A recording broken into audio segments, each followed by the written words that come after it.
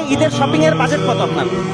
30,000-এর মতো, মেয়ের জন্য 25-30, তাও 10 তো 25,000-এর 20,000-এর মতো, তেমন না, 10,000, খুব বেশি না, 5,000 টাকা, 5,000।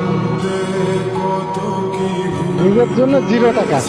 নিজের জন্য তো সামান্য, পুরোটাই পরিবারের জন্য। নিজের জন্য এখনো কিছুই করা হয়নি। ঈদের জন্য নিজের শপিং বাজেট এখনো করা হয়নি। নিজের কোনো বাজেট নেই আসলে। নিজের জন্য এখনো করা হয়। ঈদে যখন থেকে কাজ করা শুরু করেছি তখন থেকে আসলে পুরুষ মানুষের জীবন থেকে যে ঈদটা হারিয়ে যায় এরকমটাই হয়ে যায় আর কি। তো যার কারণে অনেক বছর যাবতই নিজের জন্য কখনো বাজেট করা হয় না।